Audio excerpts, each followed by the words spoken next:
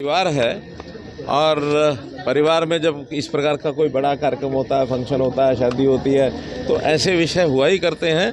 और उस समय फिर पहले की, आगे की, पीछे की सब घटनाओं को ध्यान में रखते हुए कुछ ना कुछ विषय जो चलते हैं वो चला करते हैं।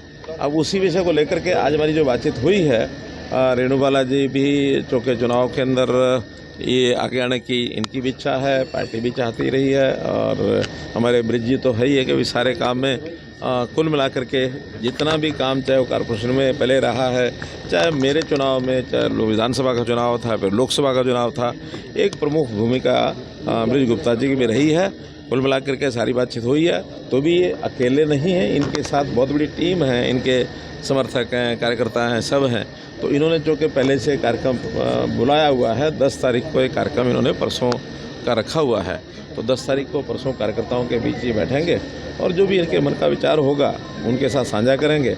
और साझा करने का मेरी आशा अपेक्षा यही है कि हम मिल करके और यहाँ करनाल की विधानसभा सीट को जीतेंगे, और जीत करके और जो अगले बार यानी भारतीय जनता पार्टी की तीसरी बार सरकार बने हरियाणा के अंदर, उसमें अपना योगदान करनाल की सीट का, क्योंकि मैं स्वयं 10 साल 9.5 साल पहले रहा हूँ, और उसके बाद 6 महीने का जो समय उस कार्यकाल का बचा हुआ था, उसमें भी हमारे वर्तमान मुख्यमंत्री नायब सिंह सैनी जी यहाँ से विधायक बन के गए हैं। उनकी उस चुनाव में भी पूरी भूमिका इनकी जो रही है। नहीं माने हो गया ना, मैंने बात आपको बता दी ना।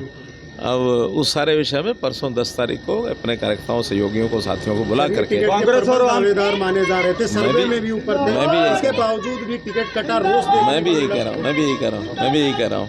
कांग्रेस और आम आदमी पार्टी का गठबंधन हुआ, उसको कैसे देखते थे? वो मैंने पहले आपके आने से पहले सारी विषय बताया है कि इस गठबंधन के नाते से जैसे विचार उनके मन में आया, तो साफ ये पता लग रहा है, आपको भी पता लग रहा है, हमको भी पता लग रहा है कि वो अपनी हार मान चुके हैं। अगर वो हार न मानते तो इस प्रकार के गठबंधनों की बातें क्यों करते? तो गठबंधन का विषय ये है, आखिर गठबंधन तो मजबूरी में हमने भी किया था। गठबंधन का अर्थ ही ये होता है कि वो अपने दम पर आगे नहीं बढ़ पा रहे हैं, तो इसीलिए गठबंधन हो रहा है।